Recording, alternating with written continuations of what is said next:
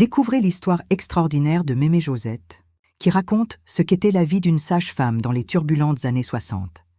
Les défis, les drames et les miracles dont elle a été témoin vous bouleverseront.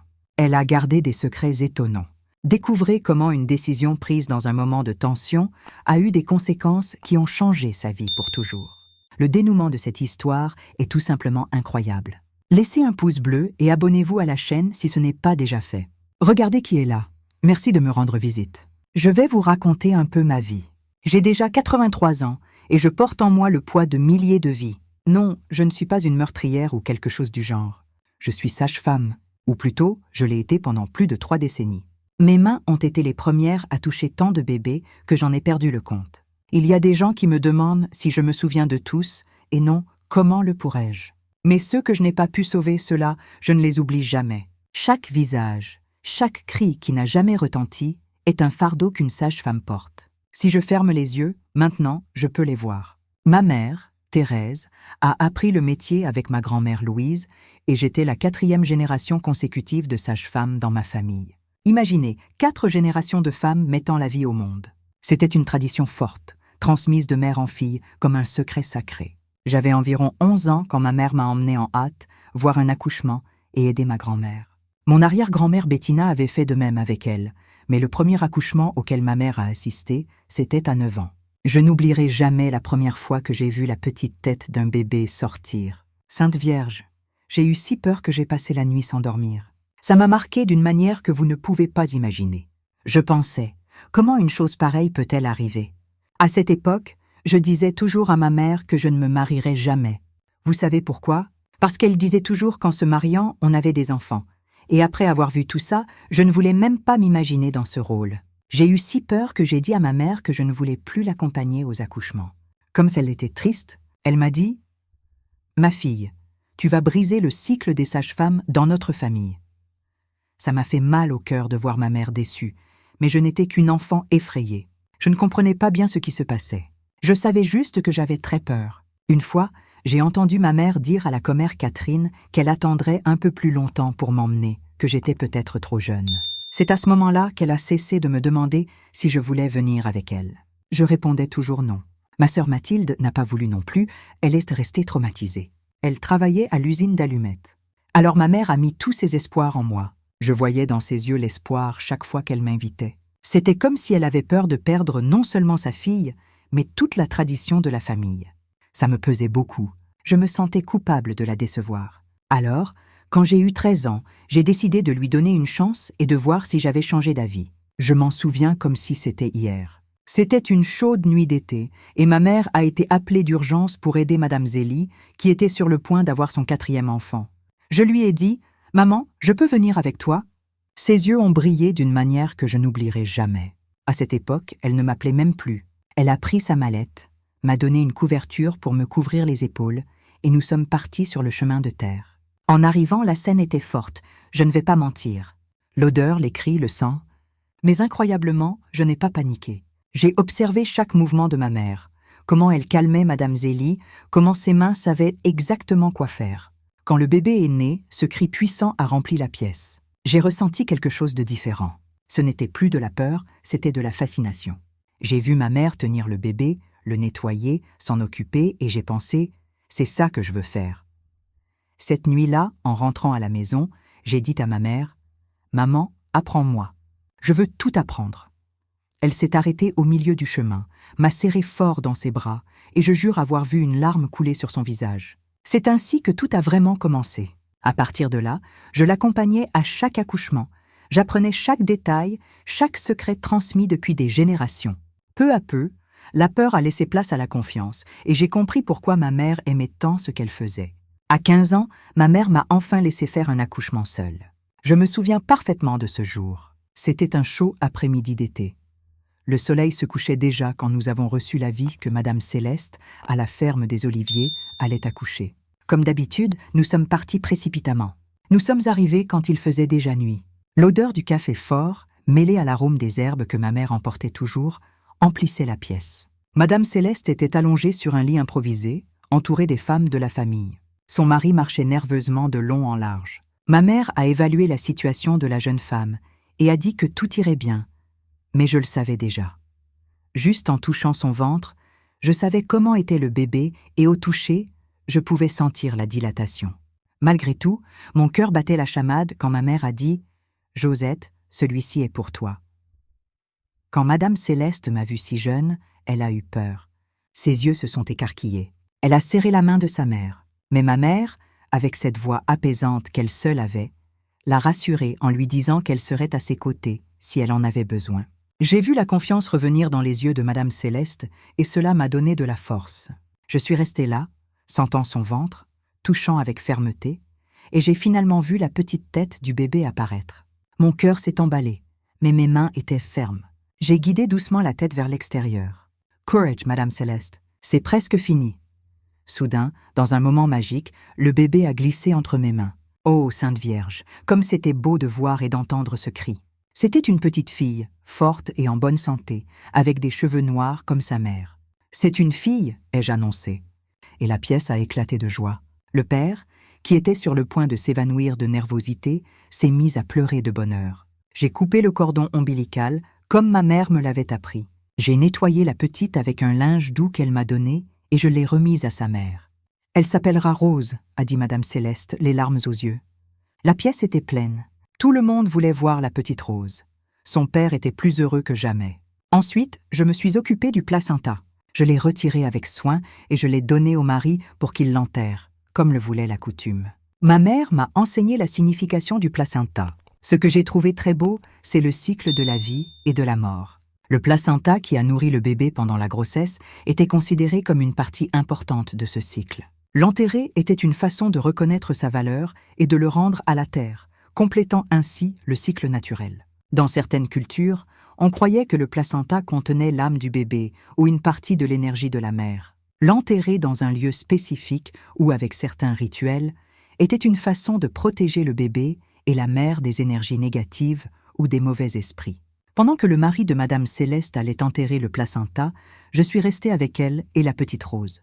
J'ai aidé le bébé à téter pour la première fois. J'ai vu comment cette petite s'agrippait avec force au sein de sa mère. À ce moment-là, j'ai regardé ma mère, qui était appuyée contre la porte avec un sourire aux lèvres. J'ai su que j'avais bien fait, que j'avais honoré la tradition de ma famille et que j'avais mis au monde une nouvelle vie de mes propres mains. Nous sommes partis de là au petit matin. Dans la charrette, ma mère m'a fait un grand sourire alors que le soleil se levait. En rentrant à la maison, je me sentais différente. Je n'étais plus une enfant, j'étais une vraie sage-femme. C'est alors que ma mère a sorti un petit paquet en tissu que le mari de Madame Céleste, le père de Rose, lui avait donné avant notre départ. Elle l'a déballé avec soin et j'ai vu qu'il contenait quelques pièces et des billets. « Regarde, ma fille », m'a-t-elle dit, les yeux brillants. « Ceci est ton premier salaire de sage-femme. Mais avant, regarde comme tu t'es salie. » J'ai baissé les yeux et j'ai vu que ma robe était toute tachée de rouge. Mes mains et mes bras étaient propres, mais la robe était dans un état épouvantable, sale jusqu'en bas. Et pourtant, je portais un tablier et des serviettes. Nous avons ri là, dans la charrette. « Un jour, tu arriveras à faire un accouchement sans te tacher, ma fille », a dit ma mère avec sa façon sage de dire les choses. J'ai hoché la tête, pensant qu'il me faudrait encore beaucoup de temps pour être aussi bonne qu'elle. À cette époque, les choses étaient différentes. Il n'y avait pas de sécurité sociale, ni de paiement par carte. Tout était basé sur la confiance et sur ce que les gens pouvaient donner. Ma mère continuait à m'expliquer que le paiement variait beaucoup. Parfois, c'était de l'argent, comme ce jour-là. D'autres fois, nous recevions de la nourriture. Une poule, des œufs, un sac de haricots. Il y avait des familles qui payaient en service. Je me souviens aussi que M. Antoine, le menuisier, nous a un jour fabriqué une nouvelle table en échange de l'accouchement de sa femme que ma mère avait réalisé. L'important, disait-elle, c'est que nous n'avons jamais refusé de soigner quelqu'un par manque d'argent. Si la famille ne pouvait pas payer, nous y allions quand même. Je me souviens avoir été impressionnée par ce qu'il y avait dans le petit paquet. Cela me paraissait beaucoup, mais ma mère a expliqué que c'était parce que l'accouchement avait été long. Il avait duré toute la nuit. « Ceci est pour toi, ma fille. Tu as fait le travail, tu le mérites », m'a-t-elle dit en me donnant l'argent. C'était la première fois que je gagnais mon propre argent, fruit de mon travail de sage-femme, et j'ai ressenti une immense fierté. Ma mère a continué à m'expliquer comment les choses fonctionnaient. Nous ne demandions jamais un montant fixe. Chaque famille donnait ce qu'elle pouvait. Les plus riches payaient généralement plus. ce qui compensait lorsque nous nous occupions des familles plus pauvres qui ne pouvaient rien payer. Elle m'a raconté que parfois, dans les familles plus aisées, en plus du paiement en argent, nous recevions des cadeaux comme un joli châle ou une paire de chaussures neuves. Mais le plus important, disait-elle toujours, c'était le respect et la confiance que nous gagnions. Ça n'a pas de prix. Ce matin-là, en rentrant à la maison avec mon premier salaire en poche et mes vêtements tout sales, j'ai compris que je n'avais pas seulement choisi un métier, mais une façon de servir la communauté, d'être présente dans les moments les plus importants de la vie des gens.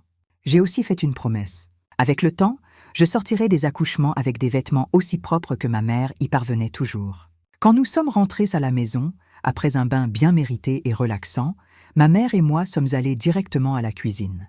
Nous avons allumé le poêle à bois et avons commencé à préparer un repas spécial. Le délicieux arôme a rempli la maison pendant que nous attendions que le reste de la famille rentre du travail. Ma mère avait l'air de quelqu'un qui garde un secret, et je pouvais à peine contenir mon excitation. D'abord, ma sœur Mathilde est arrivée avec cette odeur d'allumette qu'elle ramenait toujours de l'usine où elle travaillait, l'air fatigué, mais elle s'est vite montrée curieuse de l'agitation dans la cuisine. Puis mes deux jeunes frères, Jean et Cédric, sont arrivés, en sueur et épuisés par la moisson, et sont allés directement à la cuisine, attirés par l'odeur. Enfin, mon père est entré avec son attitude réservée habituelle. Il a enlevé son chapeau, l'a accroché à la porte et s'est approché lentement de la cuisine, humant l'air avec un sourire aux lèvres. Ma mère a demandé à tout le monde de se réunir autour de la table. Avant que quiconque ne mange, elle a dit « Nous allons d'abord rendre grâce. Josette, ma fille, c'est toi qui fais la prière aujourd'hui. » J'ai été prise par surprise.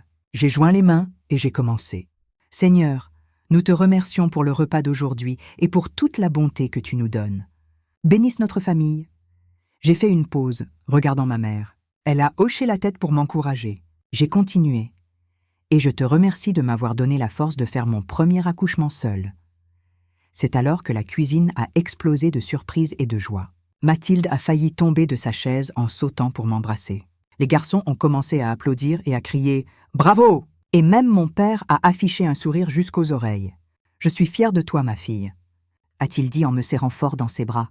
J'étais si gênée que mon visage a rougi, mais à l'intérieur, mon cœur explosait de joie. Tout le monde voulait savoir comment ça s'était passé. Ils m'ont posé 1000 questions en même temps. Ma mère a servi le repas. Il y avait du bœuf bourguignon, du riz blanc, une poule fermière qu'elle gardait pour les grandes occasions, et même une tarte à la citrouille qui était ma préférée. Nous avons mangé à satiété, nous avons discuté, nous avons ri. Je leur ai raconté l'accouchement, comment c'était difficile mais merveilleux en même temps. Cette soirée est restée gravée dans ma mémoire comme l'une des plus spéciales de ma vie. C'est le jour où je suis vraiment devenue sage-femme, non seulement par mes actes, mais par la reconnaissance de ma famille et ce que nous avons reçu. Et c'est ainsi, le ventre plein, le cœur au chaud et l'âme bénie, que je suis allée me coucher ce soir-là, sachant qu'une nouvelle étape de ma vie avait commencé, une étape de responsabilité, de soin des autres, mais aussi de beaucoup de joie et de satisfaction. J'avais hâte du prochain accouchement, de la prochaine vie que j'aiderais à mettre au monde. Vous savez, après ce premier accouchement, les choses ne se sont pas passées comme je le pensais. Je ne croyais pas que ma mère me laisserait tout faire seule, mais ce n'est pas ce qui est arrivé. Après ce jour-là, il semblait que seuls des accouchements compliqués se présentaient. Chaque fois qu'on nous appelait, la situation était plus difficile que la précédente. Ma mère a pensé qu'il valait mieux que je reste son assistante, apprenant plus que faisant tout toute seule. Au début, j'étais un peu contrariée, mais j'ai vite compris que ma mère avait raison. Sainte Vierge, comme les cas compliqués se présentaient. Il y a eu un accouchement où, sans l'expérience de ma mère, je ne sais pas ce qui serait arrivé. Je me souviens bien d'une fois où nous sommes arrivés dans une maison et la femme avait le cordon ombilical à l'extérieur, un prolapsus du cordon. Ma mère, avec son calme habituel, s'est mise au travail. Elle m'a expliqué que c'était grave, car le bébé pouvait manquer d'air si le cordon était comprimé. Elle m'a demandé de tenir la tête du bébé pendant qu'elle essayait de le repousser à l'intérieur. Si nous ne faisions rien, le bébé pourrait mourir asphyxié. Nous avons fait ce que nous avons pu. Ma mère a gardé sa main à l'intérieur de la femme, soutenant la petite tête du bébé pour qu'il ne comprime pas le cordon. Je priais à voix basse, demandant à Notre-Dame de protéger cette créature. Ce fut un accouchement long et difficile, mais à la fin, grâce à Dieu, le bébé est né en pleurant à plein poumon. Ma mère disait toujours que chaque cri d'un bébé était de la musique à ses oreilles. Et ce jour-là, elle est même sortie avec ses vêtements tout sales. Parfois ça se passait bien, d'autres fois le bébé naissait quand même, mais avec beaucoup de précautions. Je me souviens d'une fois où ma mère a passé des heures à un deuxième bébé. Un éclair est tombé si près qu'il a illuminé toute la pièce. Cela semblait un signe divin. Une histoire que je n'oublierai jamais, avec ma grand-mère et mon arrière-grand-mère. Elles m'ont raconté l'histoire d'une femme qui a accouché au milieu d'une inondation. C'était la saison des fortes pluies. La rivière avait débordé et l'eau atteignait déjà les maisons. Tout le monde fuyait à la hâte. L'arrière-grand-mère et la grand-mère étaient dans une barque, aidant à secourir les gens. La grand-mère, qui à l'époque n'était qu'une jeune apprentie, était là. C'est alors qu'elles ont vu un couple dans une situation désespérée. La femme, Céline, était dans les derniers jours de sa grossesse et son mari avait improvisé une barque avec une vieille porte. Ils avaient attaché des cordes et des bidons vides pour aider à flotter. Elles se sont approchées pour aider le couple. Et c'est à ce moment-là que les contractions de Céline ont commencé. Imaginez, au milieu des eaux tumultueuses, sous la pluie battante, Céline a commencé à avoir des contractions. L'arrière-grand-mère n'a pas hésité une seconde et a sauté dans leur barque. Elle disait qu'on pouvait à peine appeler ça une barque. La grand-mère est restée dans sa barque, essayant d'aider, sur cette vieille porte qui tanguait dans les eaux de l'inondation sous une pluie incessante. L'arrière-grand-mère a fait l'accouchement. Elle n'avait rien de ce qu'elle utilisait habituellement, ni linge propre, ni eau chaude, rien. Elle a utilisé ce qu'elle avait, ses mains, son expérience et beaucoup, beaucoup de foi. Le bébé est né en pleine forme, pleurant de toutes ses forces, comme pour rivaliser avec le bruit de la pluie. C'était un garçon. Là, au milieu de tout ce chaos, en regardant le ciel d'où la pluie ne cessait de tomber, l'arrière-grand-mère Hélène a dit « Celui-ci ne peut s'appeler que Noé. Et vous savez quoi ? Le nom est resté. Cet enfant a été baptisé Noé, et l'histoire de sa naissance est devenue une légende dans la région. Ces expériences m'ont appris qu'être sage-femme est plus qu'un métier, c'est une véritable mission. Il faut être prête à tout, car quand une vie veut venir au monde, elle vient, peu importe les circonstances. Que ce soit dans un lit douillet ou sur une porte flottant dans une inondation. Le miracle de la vie se produit, et notre rôle est d'être là pour l'accueillir, en prendre soin et le célébrer. Et bien sûr, s'il fallait raconter toutes les situations que les sages-femmes ont vécues, nous serions ici pour l'éternité. Parfois, je pense que si je rassemblais toutes ces histoires, je pourrais écrire un livre entier, plein d'aventures, d'émotions et de miracles. Dites-moi dans les commentaires si vous connaissez des histoires d'accouchement à domicile, car de nos jours, la plupart des accouchements ont lieu à l'hôpital. Mon métier est plus rare que l'eau dans le désert. Autrefois, la plupart des naissances se faisaient à la maison avec la sage-femme de la communauté. Maintenant, avec tant de médecins et d'hôpitaux, on ne voit presque plus d'accouchements à domicile. C'est intéressant d'entendre ces histoires. Elles nous rappellent à quel point les choses ont changé au fil des ans. Les années ont passé, et à 19 ans, j'avais déjà fait 5 accouchements seuls. C'est à cette époque que j'ai connu Denis. Il avait 20 ans et était là pour l'accouchement de sa mère, Madame Amélie. Jésus-Christ, cette femme était un cas à part. C'était son 10e enfant. C'est encore aujourd'hui le record d'enfants que nous avons assisté. C'est moi qui ai fait l'accouchement. Dieu merci, tout s'est bien passé. Seul le cordon ombilical était enroulé autour du cou, mais c'était une situation que j'avais déjà rencontrée. Madame Amélie était habituée. Un enfant chaque année. On aurait dit que ces bébés glissaient, comme du savon. Il y a eu des fois où nous sommes arrivés et elle tenait déjà le bébé. Nous n'avions qu'à couper le cordon, retirer le placenta et tout nettoyer. Ma mère et moi y étions allés les années précédentes, mais cette fois-ci, c'était différent. Quand le bébé est né, j'ai vu un jeune homme que je n'avais jamais remarqué auparavant. C'était Denis, le fils aîné de Madame Amélie. Il se tenait dans un coin de la pièce, silencieux, mais attentif à tout. Après la naissance de son petit frère, il a proposé de nous apporter de l'eau propre pour nous laver les mains. Ce ne fut qu'un instant, mais lorsque nos regards se sont croisés, j'ai ressenti quelque chose d'étrange dans ma poitrine. J'avais vu beaucoup de beaux jeunes hommes lors des accouchements, les parents des femmes qui accouchaient, mais il était différent. Je ne saurais pas bien l'expliquer, mais c'était comme si quelque chose avait changé dans l'air. Bien sûr, je n'ai laissé personne s'en apercevoir. Après tout, j'étais là en tant que sage-femme et je devais garder le respect. Mais j'avoue que je me suis sentie un peu gênée, ce qui ne m'était jamais arrivé lors d'un accouchement. J'ai essayé de me concentrer sur mon travail en m'occupant de Madame Amélie et du bébé. Mais de temps en temps, je cherchais Denis du regard dans le coin de la pièce. Pendant que je rangeais mes affaires, il est resté près de moi, aidant sa mère à s'installer. Nous avons échangé quelques mots, et c'est là que j'ai découvert qu'il était contremaître à l'usine d'allumettes où travaillait ma sœur Mathilde. Il m'a dit qu'il la connaissait et a même fait l'éloge de son travail. Il a dit que Mathilde était l'une des meilleures employées. J'étais tout émue, vous savez, non seulement parce qu'il faisait l'éloge de ma sœur, mais parce qu'il parlait d'elle avec tant de respect. Et ses yeux, mon Dieu, quels beaux yeux! Mais j'ai vite chassé ces pensées de ma tête. Après tout, ma mère disait toujours « Une sage-femme ne doit pas flirter avec les hommes des familles que nous soignons ». C'était une vieille règle pour maintenir le respect. J'ai donc ravalé ce sentiment et je me suis concentrée sur mon travail. Pourtant, en partant ce jour-là, j'ai emporté avec moi le souvenir de ses yeux et de cette voix si douce. Mais à ma grande surprise, cette même semaine, Mathilde est venue me dire que le contremaître de l'usine demandait de mes nouvelles. La jeune sage-femme qui a accouché son frère. Elle m'a dit qu'il était tout fier, racontant à tout le monde à l'usine à quel point j'étais habile, malgré ma jeunesse. Il disait n'avoir jamais vu une sage-femme si jeune et si compétente. Je me suis sentie très flattée et en même temps gênée par ses compliments. Ma mère, avec toute sa sagesse, m'a dit qu'il ne tarderait pas à se présenter chez nous pour me faire la cour. J'ai fait semblant de ne pas m'en soucier, mais intérieurement, j'étais impatiente. Et ce fut chose faite. Un dimanche après-midi, qui se présente à notre porte? Denis, tout endimanché avec des bretelles et un bouquet de fleurs à la main.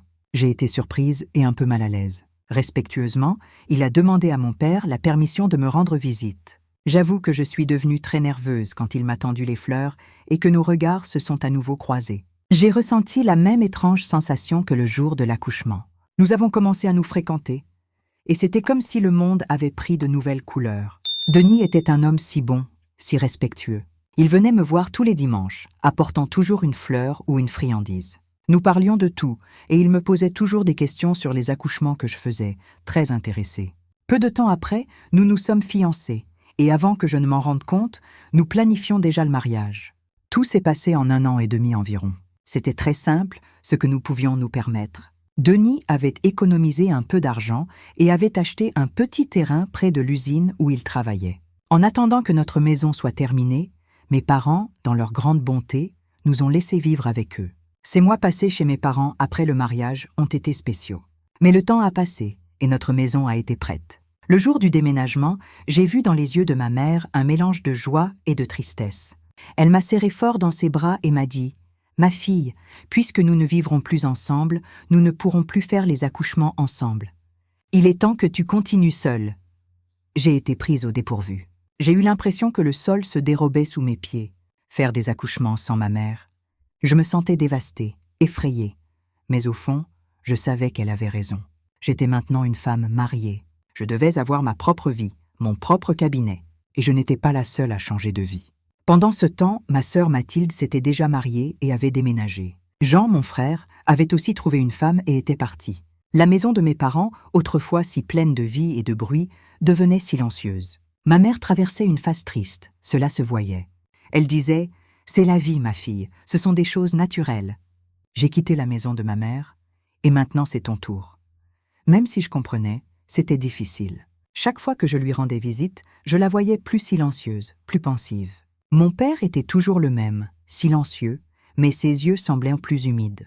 Je me souviens du jour où j'ai emporté mes dernières affaires dans la nouvelle maison. Ma mère m'a donné sa mallette de sage-femme, la même que je voyais depuis mon enfance. « Maintenant, elle est à toi, m'a-t-elle dit. Utilise-la avec sagesse et amour, comme je te l'ai appris. » Je suis partie le cœur serré, mais aussi rempli d'espoir. C'était un nouveau chapitre de ma vie. J'étais maintenant une épouse. J'allais devenir une femme au foyer et je continuerais à être une sage-femme. Je me suis retournée une dernière fois avant de partir et j'ai vu ma mère à la fenêtre qui me faisait signe.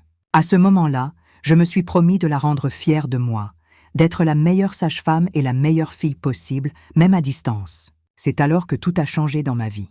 Je pensais que beaucoup de joie commencerait, mais la vie avait d'autres plans, des plans qui annonçaient des temps sombres.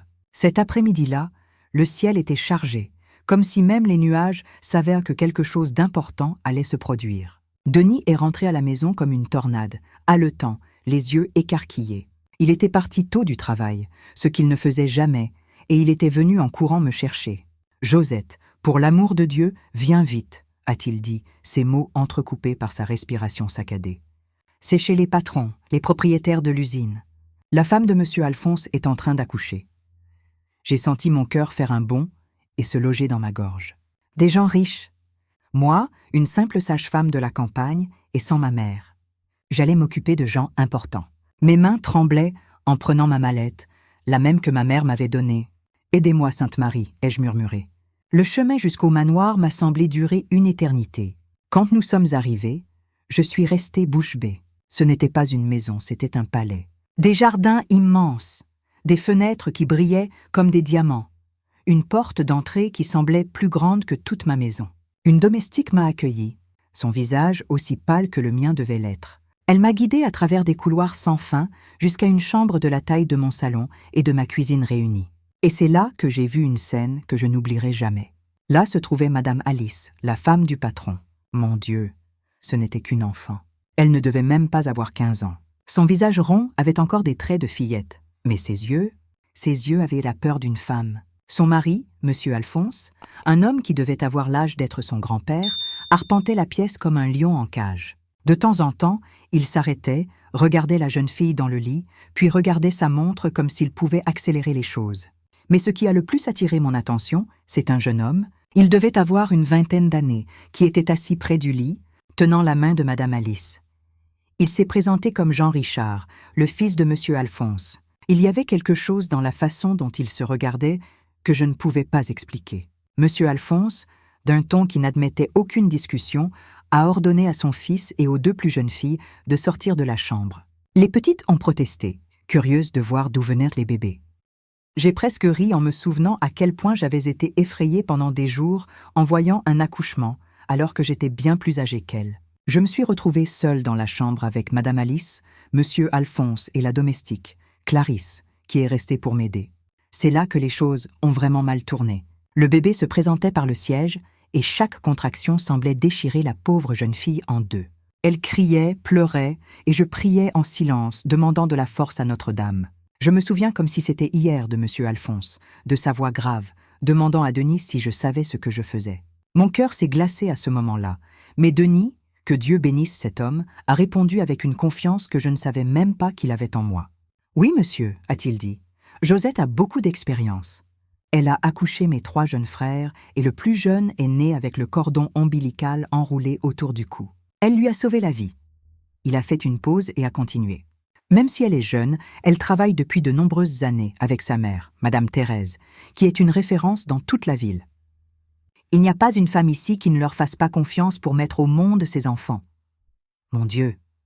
En entendant cela, j'ai senti le poids de la responsabilité s'abattre sur mes épaules comme une tonne de briques. C'était comme si je prenais soudain conscience de toutes les vies qui dépendèrent de moi à ce moment-là. La jeune Madame Alice, le bébé à naître, et même l'avenir de Denis à l'usine. Mes mains ont commencé à transpirer, et un instant, je me suis sentie trop petite pour tout cela. Mais ensuite, je me suis souvenue des paroles de ma mère. « Ma fille, tes mains ont été bénies par Dieu pour mettre la vie au monde. N'en doute jamais. » J'ai pris une profonde inspiration, déterminée à faire de mon mieux. Ce furent des heures de lutte, je transpirais. Mes mains glissaient à cause du sang et d'autres fluides. La pauvre Madame Alice se battait avec une force que je n'attendais pas de quelqu'un de si jeune. Et finalement, alors que je perdais presque espoir, j'ai entendu le plus beau cri du monde. C'était un garçon, potelé et fort comme un taureau. Samuel, ont-ils dit qu'il s'appellerait? Monsieur Alphonse pleurait comme un enfant, embrassant le front en sueur de sa jeune épouse et tenant son fils dans ses bras comme s'il était le plus grand trésor du monde. Et pour lui, il l'était. Mais pendant que je nettoyais tout, et que je m'occupais de Madame Alice, je ne pouvais m'empêcher de penser au regard que j'avais vu entre elle et Jean Richard. Il y avait un secret là, je le savais, un secret qui pouvait détruire toute cette famille. Monsieur Alphonse nous a très bien payés pour le service, plus que je n'avais jamais reçu de ma vie. Mais ce qui m'a le plus surprise, c'est la demande qu'il m'a faite après. Avec cet air sérieux, mais d'une voix pleine d'inquiétude, il m'a prise à part et m'a dit « Madame Josette, Alice est très jeune et ses parents habitent loin. Elle a besoin d'un soutien féminin en ce moment. Pourriez-vous venir 2 fois par semaine pour lui apprendre à faire ces choses? Changer les couches, allaiter, ces choses de mère. » J'ai été surprise par la demande. On voyait que malgré la différence d'âge et son attitude sévère, il aimait et se souciait vraiment de sa jeune femme. J'ai accepté immédiatement. Bien sûr, après tout, ce n'est pas tous les jours qu'on a une telle opportunité. Il a donc été convenu que j'irais au manoir 2 fois par semaine. J'enseignerai à Madame Alice tout sur les soins d'un nouveau-né.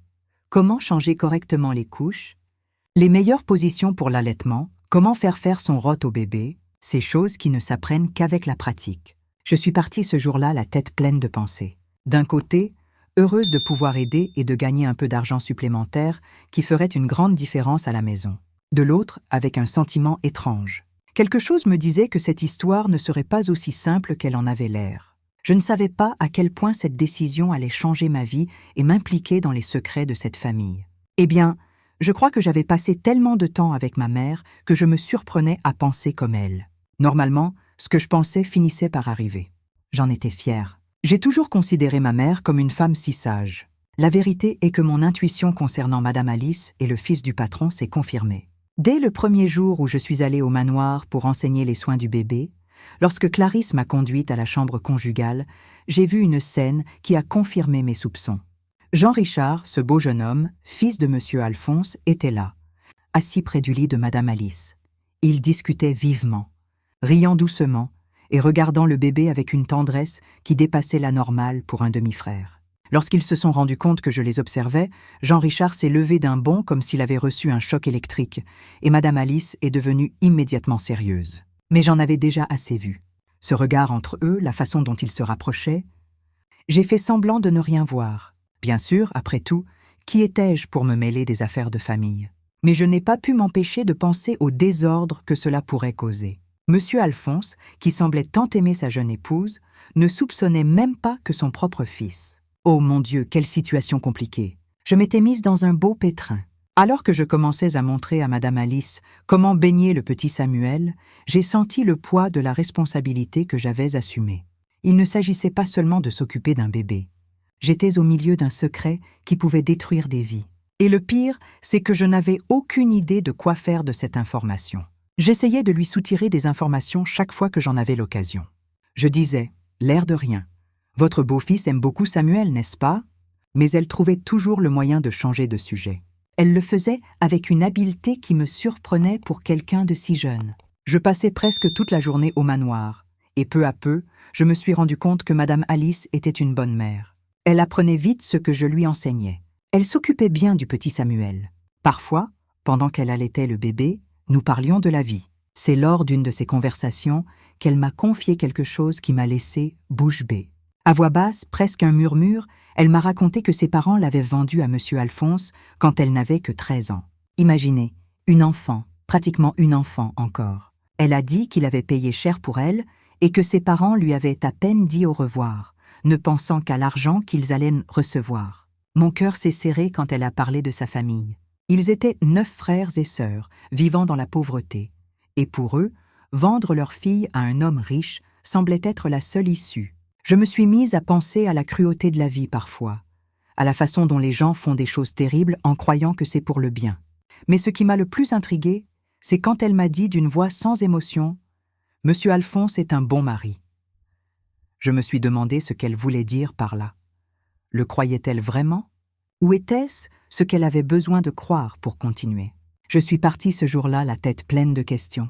Comment une si jeune fille pouvait-elle gérer tout cela? Le mariage arrangé, devenir mère si tôt, et en plus cette histoire avec le beau-fils que je soupçonnais, c'était un fardeau bien trop lourd pour une seule personne. Ce que j'ai constaté au fil des jours, c'est que lorsque j'arrivais au manoir, le visage de Madame Alice s'illuminait. C'était comme si un soleil s'était levé rien que pour elle.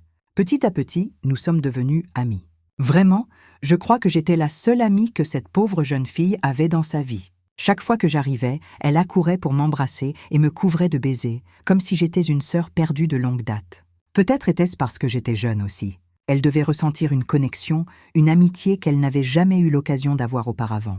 Nous parlions de tout. Elle me racontait les rêves qu'elle avait avant de se marier, les choses qu'elle aimait faire quand elle était enfant. Je voyais dans ses yeux un mélange de gratitude et de soulagement d'avoir quelqu'un à qui parler, quelqu'un qui ne la jugerait pas. Et j'avoue que j'ai commencé à m'attacher à cette jeune mère aussi.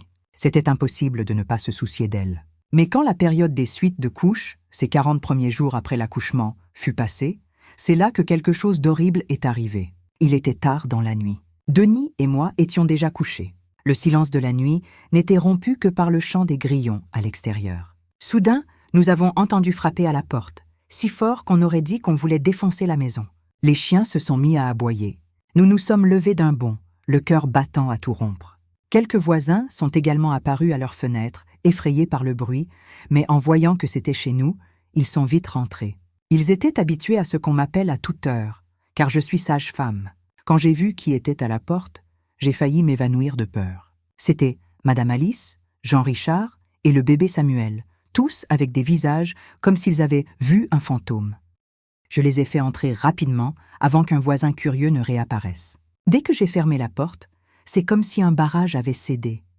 Ils se sont mis à parler tous les deux en même temps, les mots se bousculant, mêlés de pleurs et de sanglots. Madame Alice serrant le bébé comme si sa vie en dépendait. Jean Richard gesticulant comme un fou. Denis et moi nous sommes regardés, sans rien comprendre. C'était le chaos total. Du calme pour l'amour de Dieu, ai-je dit, essayant de mettre de l'ordre dans ce chaos. Parlez l'un après l'autre, sinon nous ne comprendrons rien. Denis est allé chercher un verre d'eau pour Madame Alice, qui semblait sur le point de s'évanouir. J'ai pris le petit Samuel dans mes bras, essayant de le calmer, car il s'était mis à pleurer avec toute cette agitation. C'est alors que, d'un seul souffle, Madame Alice a commencé à parler, les mots sortant comme un torrent. Jean Richard et moi, nous nous aimons. Je suis tombée amoureuse de lui dès que je l'ai vu, et lui de moi. Nous avons une liaison secrète au manoir. Nous ne pouvions pas le dire à son père. Il nous tuerait. Elle a fait une pause, avalant sa salive, et a continué. Mais aujourd'hui, il nous a surpris au lit. Il nous a découverts. Nous avons pris quelques affaires et nous nous sommes enfuis. La seule idée que j'ai eue a été de vous demander de l'aide. J'ai senti mon sang se glacer. Mon Dieu, ai-je pensé. D'un moment à l'autre, cet homme va frapper à notre porte. Jean Richard, qui était resté silencieux jusqu'alors, a complété l'histoire d'une voix tremblante. Mon père n'a pas eu le temps de nous voir partir, mais il était furieux. Il criait qu'il nous tuerait un par un. Je suis resté là, debout, essayant de digérer tout cela. Denis, à mes côtés, semblait être une statue tant il était immobile. Le silence dans la pièce était pesant, seulement rompu par les pleurs doux du bébé Samuel. Soudain, la réalité de la situation m'a frappé comme un coup de poing. Ils étaient là, la jeune épouse, le beau-fils amoureux et un bébé innocent, tous fuyant un homme puissant et furieux. Et moi, une simple sage-femme, j'étais leur seul espoir à ce moment-là. 1000 pensées ont traversé mon esprit. Que devais-je faire? Les aider me mettrait dans un énorme pétrin, mais comment pouvais-je leur tourner le dos maintenant? J'ai regardé Denis, cherchant une direction dans ses yeux. Il semblait aussi perdu que moi.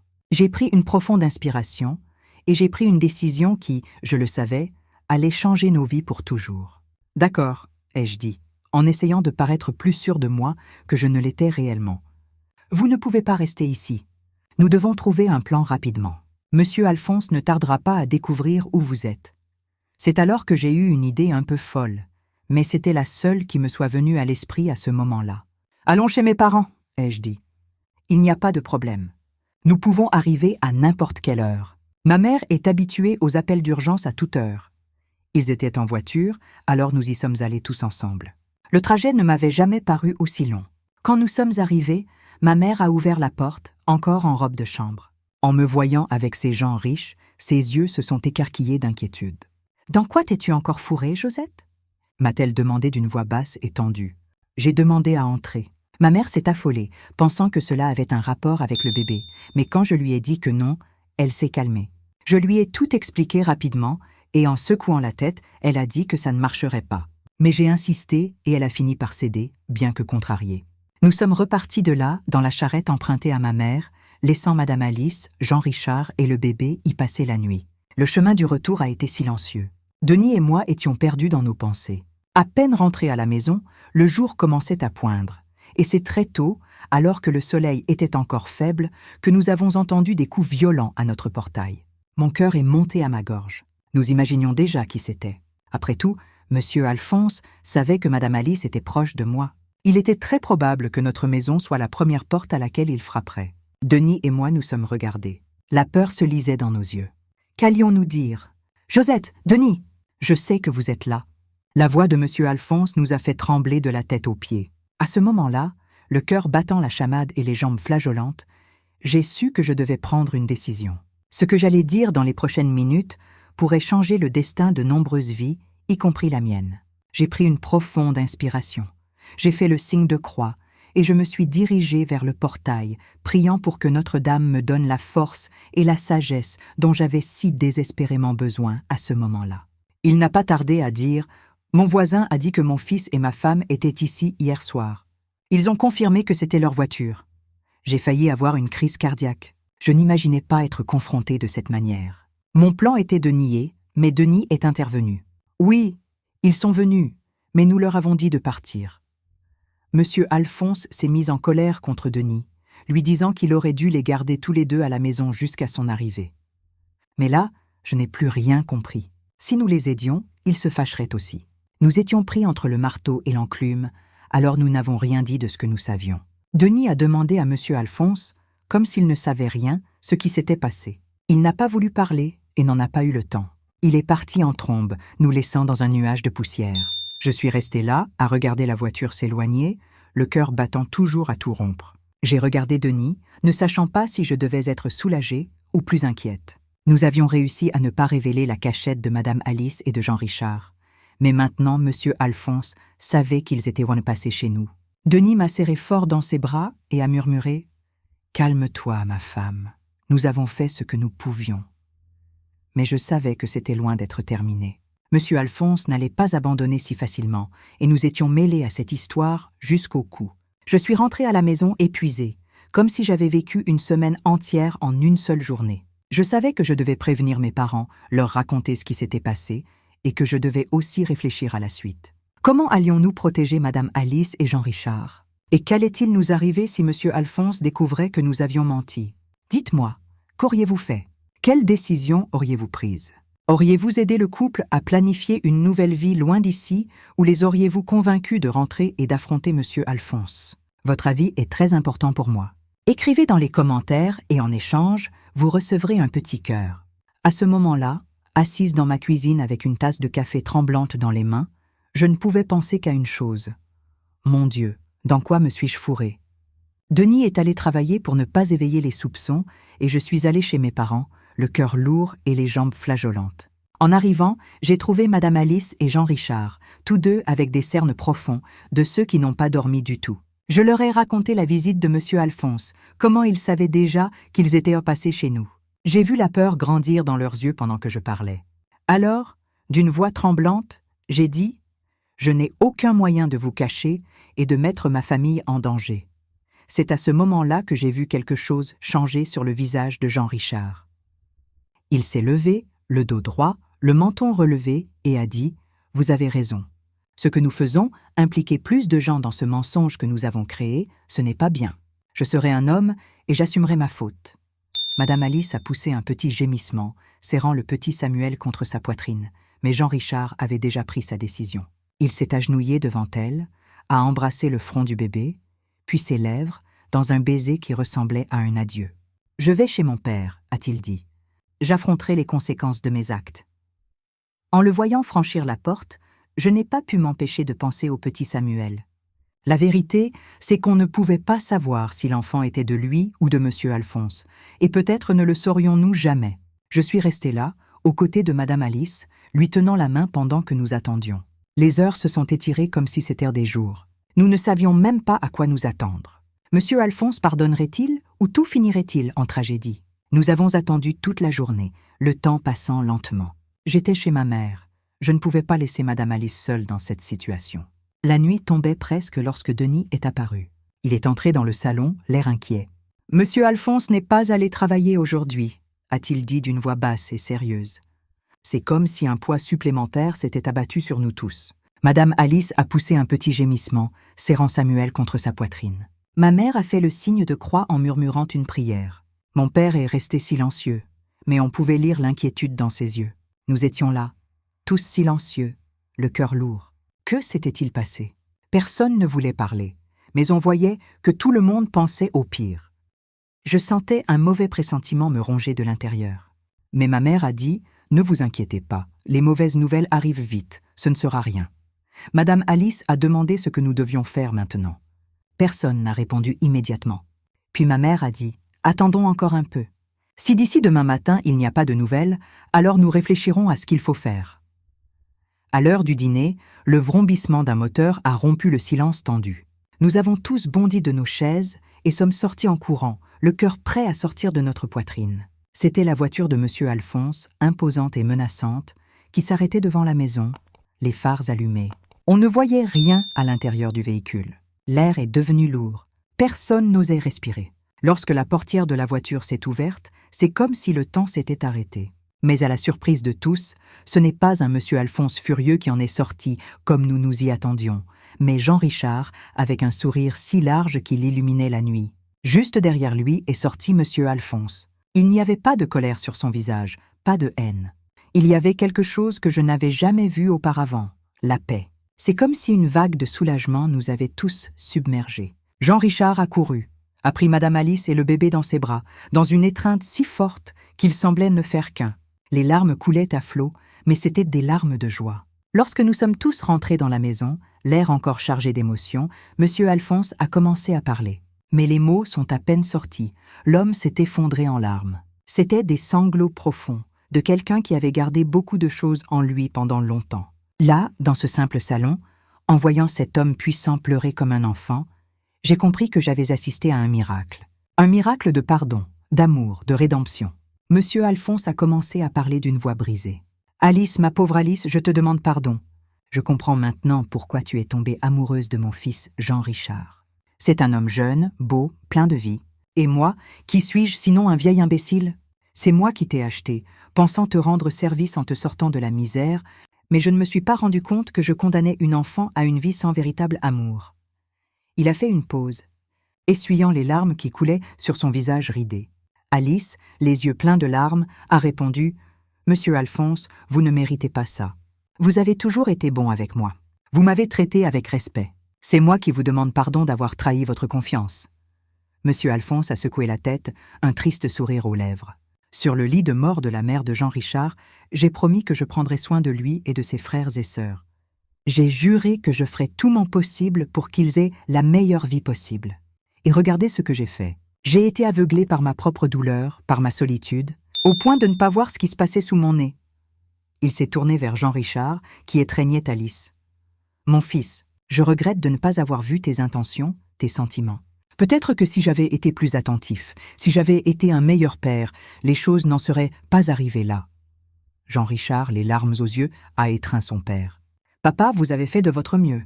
C'est nous qui avons eu tort de nous cacher, de mentir. » Ensuite, M. Alphonse nous a tous remerciés. Il a dit à mes parents à quel point ils étaient bons d'avoir élevé une telle fille et que j'avais choisi un gendre encore meilleur, Denis. Ils sont partis. Et Denis et moi avons remercié mes parents et sommes partis aussi. J'ai vraiment eu pitié de M. Alphonse. Imaginez la douleur de cet homme. Il aimait sa femme et a décidé de renoncer à ce sentiment par amour pour son fils. Les jours ont passé et je me demandais ce qu'ils étaient devenus. Denis allait au travail comme d'habitude, mais voyait peu M. Alphonse, comme toujours. Rien ne semblait avoir changé, sauf pour moi. J'ai commencé à remarquer les symptômes d'une grossesse. J'attendais notre premier enfant. Mon cœur a presque explosé de joie. Quand je l'ai annoncé à la famille, ce fut une fête. Tout le monde était très heureux. Mais Denis est resté là, à me regarder d'un air hébété, comme s'il n'y croyait pas. Mon père et mes frères étaient ravis, et ma mère a pleuré, m'a serré dans ses bras, puis a dit quelque chose qui est resté gravé dans ma tête. Elle m'a regardé avec ses yeux pleins de sagesse, a pris mes mains dans les siennes et a dit « Ma fille, tu as vu de nombreux accouchements, mais en vivre un, c'est différent. Tu sentiras chaque douleur, chaque contraction dans ton propre corps. Tu comprendras pourquoi les femmes crient, pourquoi elles serrent les mains de leur mari jusqu'à presque les briser. Et quand tu penseras que tu n'en peux plus, qu'il est impossible de continuer, tu découvriras une force que tu ne savais même pas posséder. Puis, lorsque tu prendras ton bébé dans tes bras pour la première fois, tu comprendras pourquoi les mères oublient toute la douleur en un instant. C'est comme si le monde s'arrêtait et qu'il n'y avait plus que vous deux. C'est là que tu comprendras vraiment ce que chaque femme que tu as aidée a ressenti. Et cela, ma fille, fera de toi une sage-femme, encore meilleure. » J'ai gardé ces paroles en moi. La vie continuait. Je poursuivais mon travail de sage-femme, désormais avec une compréhension plus profonde du miracle de la vie. Parfois, en passant près du manoir de M. Alphonse, je me surprenais à imaginer comment allaient Madame Alice, Jean Richard et le petit Samuel. Avaient-ils réussi à être heureux après tout? Monsieur Alphonse avait-il vraiment pardonné? La naissance de mon fils a été un accouchement relativement facile, mais j'ai tout de même ressenti une douleur insupportable. C'est là que j'ai compris la raison des cris lors des accouchements que j'assistais. Quelle douleur terrible! Moi qui avais toujours pensé que les femmes exagéraient un peu, j'ai découvert dans ma propre chair ce qu'elles enduraient. Bien sûr, c'est ma mère qui a fait l'accouchement. C'était son premier petit-fils. Finalement, nous l'avons appelé Auguste. Quel rêve d'être mère! Avant, je partais en laissant les bébés à leur mère, mais maintenant, c'était différent. Je restais 24 heures sur 24 avec le petit, comprenant pour la première fois ce que signifiait cette responsabilité constante. Chaque pleur, chaque soupir d'Auguste me faisait bondir du lit, inquiète et en même temps émerveillée par cette nouvelle vie qui dépendait de moi. L'expérience de l'accouchement et des premiers jours de maternité a complètement changé ma perspective de sage-femme, comme l'avait dit ma sage-mère. Je savais maintenant, dans mon corps et mon âme, ce que ces femmes ressentaient. La douleur, la peur, la joie indescriptible de tenir son enfant pour la première fois. Tout cela a fait de moi une sage-femme encore meilleure, plus empathique et compréhensive. Pendant quelques mois, je n'ai pas fait d'accouchement. Je profitais de mon enfant. Denis était un père affectueux avec Auguste. Le voir le bercer, changer ses couches et lui chanter des berceuses me faisait fondre le cœur. Et mon père nous a surpris. Lui qui était si sérieux, riait maintenant tout le temps. Il semblait être une autre personne. Même ma mère était surprise. C'était beau de voir comment le petit Auguste avait transformé cet homme si sérieux en un grand-père tendre et heureux. Lors des visites chez mes parents, mon père prenait Auguste dans ses bras et passait des heures à jouer avec lui, à faire des grimaces et à raconter des histoires que nous ne savions même pas qu'il connaissait. Ma mère observait avec un sourire aux lèvres, comme si elle découvrait une nouvelle facette de son mari après tant d'années. Je me suis surprise à penser à quel point la vie avait changé en si peu de temps. De sage-femme célibataire à mère de famille, tout en un clin d'œil. Les années ont passé, et nous avons eu 2 autres enfants, l'un après l'autre. J'avais maintenant 3 petits qui grandissaient ensemble. La maison était pleine de bruit et de joie. Les enfants grandissaient forts et espiègles, nous donnant du travail, mais remplissant nos vies d'amour. Denise et moi en voulions un autre, pour voir si c'était une fille, pour continuer la tradition familiale des accouchements. Mais Dieu n'a pas voulu. Nous n'avons pas eu d'autres enfants, seulement les 3, Auguste, Daniel et Jacques. Madame Amélie, la mère de Denis, voulait que j'enseigne à Marianne, sa sœur, pour qu'elle ait un métier. J'ai essayé. Dieu sait à quel point j'ai essayé. Je l'emmenais avec moi aux accouchements, je lui expliquais tout bien, mais la pauvre s'évanouissait et, plus qu'une aide, elle était une charge. Chaque fois qu'elle voyait du sang, elle devenait pâle comme un linge. Et pourtant, elle avait déjà 16 ans. Finalement, nous avons dû accepter qu'être sage-femme n'était pas pour elle. Sans fille pour suivre mes pas, j'ai continué mon travail. Et voilà que la fille aînée de mon frère Cédric, à 13 ans, a décidé d'assister à un accouchement. La petite coquine courageuse a décidé de m'accompagner. Ça lui a plu et je lui ai tout appris. Notre tradition a été transmise à la petite Lucie. Parfois, elle venait avec moi, parfois avec sa grand-mère. C'était une joie de voir son intérêt, ses yeux brillants de curiosité à chaque nouvel apprentissage. J'ai essayé de faire de mes fils des sages-femmes aussi, mais ils riaient et disaient que c'était une affaire de femmes. Je pensais que c'était idiot, car combien y a-t-il d'obstétriciens? Mais ça ne servait à rien de parler. Ils s'étaient mis en tête que ce n'était pas pour eux. Lucie, en revanche, absorbait tout ce que ma mère et moi lui enseignions. Elle avait sans aucun doute le don, la délicatesse des mains, le calme, même dans les situations les plus difficiles. Parfois, en la regardant aider lors d'un accouchement, je me revoyais jeune, apprenant avec ma mère. Les années ont passé et Lucie est devenue de plus en plus habile. Elle a bientôt commencé à faire quelques accouchements seule, toujours sous ma supervision, bien sûr.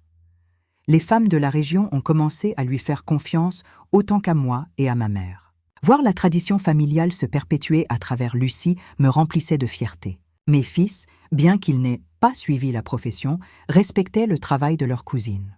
Parfois, ils aidaient même en portant le matériel ou en transmettant des messages urgents. C'était beau de voir que, même s'ils ne voulaient pas être sages-femmes, ils comprenaient l'importance de ce que nous faisions. Ah mon Dieu, laissez-moi vous raconter ce qui s'est passé. On dirait que c'était hier, mais tant de temps a passé. Mon Auguste, ce garçon espiègle, avait déjà 17 ans. Et c'est alors que le monde a de nouveau fait un tour à 180 degrés. Un jour, Denis est rentré à la maison avec un air si triste que ça m'a glacé le sang. « Ma femme, m'a-t-il dit, Monsieur Alphonse est mort. » Sainte Vierge, J'ai cru que le sol s'effondrait. Cet homme, qui avait été si important dans nos vies, que nous n'avions pas vu depuis des années, était parti. L'usine a été en deuil pendant 3 jours, imaginez. Mais ce qui est arrivé ensuite m'a laissé bouche bée. Environ 1 semaine plus tard, un homme très élégant avec une mallette a frappé à notre porte. C'était un avocat. Maître Romero a dit qu'il y aurait une lecture du testament de M. Alphonse et que Denis et moi devions y assister. J'étais très curieuse et nous y sommes allés. Après tant d'années, rentrer à nouveau dans ce manoir, quelle angoisse. Immédiatement, qui est-ce que je vois? Jean Richard, plus vieux, bien sûr, mais toujours aussi beau. Il nous a pris les mains aimablement, disant qu'il était heureux de nous voir. Et Madame Alice, mon Dieu, on aurait dit que le temps n'avait pas eu d'emprise sur elle. C'était une vraie dame. Et Samuel, ce bébé que j'avais mis au monde, était maintenant un jeune homme plus grand et plus beau que son père. Il y avait beaucoup de gens que je ne connaissais pas, sûrement de la famille éloignée. En réalité, il n'y avait que moi, Denis et le fils de Clarisse, cette bonne domestique que Dieu a rappelée à lui. Quand l'avocat a commencé à lire le testament, Sainte Vierge, quelle sueur froide. Monsieur Alphonse nous avait laissé quelque chose, mais pas n'importe quoi. D'abord, il a laissé une somme d'argent qui nous a laissé sans voix, mais ce qui a suivi, Sainte Vierge, Monsieur Alphonse a laissé l'usine d'allumettes à Denis. Oui, vous avez bien entendu. Mon Denis, qui y avait travaillé toute sa vie, était maintenant le propriétaire de l'usine. Il aurait fallu voir le visage de mon mari. Il est devenu blanc comme un linge, on aurait dit qu'il allait s'évanouir sur place. Et moi, tremblante comme une feuille, j'avais du mal à croire ce que j'entendais. Mais ce n'était pas tout. Monsieur Alphonse a laissé une belle maison au fils de Clarisse, cette domestique qui était partie. Finalement, cet homme avait un bon cœur. L'avocat a lu une lettre que Monsieur Alphonse avait laissée. Elle disait ceci. « Denise et Josette, vous avez gardé un secret qui aurait pu détruire ma famille, mais au lieu de cela, vous avez aidé à en construire une nouvelle. C'est ma façon de vous remercier pour votre discrétion et votre bonté. » À ce moment-là, ma fille, je me suis effondrée. Les larmes coulaient comme une rivière sur mon visage. Denis m'a serré fort dans ses bras. Il pleurait aussi. Ensuite, Jean Richard est venu nous parler. Il a dit que son père n'avait jamais oublié ce que nous avions fait, qu'il parlait toujours de notre bonté, de l'importance que nous avions eue cette nuit-là. Et vous savez quoi d'autre? Cette nuit-là n'a pas seulement changé leur vie, mais aussi la nôtre. Du jour au lendemain, Denis est devenu le propriétaire de l'usine. Qui l'aurait cru? Un homme simple comme lui, maintenant responsable de tant de choses. Mais il a relevé le défi la tête haute, avec la même honnêteté qu'il a toujours eue. Les employés l'appréciaient et considéraient juste qu'il reprenne l'entreprise, car il s'y était consacré pendant de nombreuses années. Vous savez, je n'aurais jamais imaginé que nous recevrions un héritage d'une telle ampleur. C'était totalement inattendu pour nous. Si vous croyez que nos bonnes actions dans ce monde nous reviennent toujours d'une manière ou d'une autre, écrivez dans les commentaires. Ce qu'un homme aura semé, il le moissonnera aussi. Ce verset de la Bible se trouve dans l'Épître aux Galates. Eh bien, j'ai continué à être sage-femme. Oui, ce n'est pas seulement un métier, c'est une vocation. Et je vais vous dire une chose, j'ai perdu le compte du nombre de vies que ces vieilles mains ont mises au monde. Il y a eu tellement de bébés qu'on ne peut même pas les compter. Mais il y a quelque chose que je n'oublierai jamais, quelque chose qui pèse sur mon cœur jusqu'à aujourd'hui. Je sais parfaitement combien sont nés morts. 131, ce nombre ne me quitte jamais.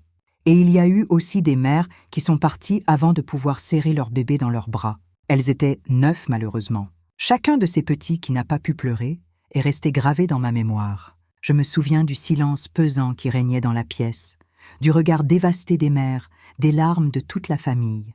C'était un des moments qui me brisait le cœur en 1000 morceaux. Je serrais ces petits corps si petits, si fragiles, et je priais pour leurs petites âmes, demandant à Dieu de les accueillir dans ses bras, puisqu'ils n'avaient pas pu rester dans.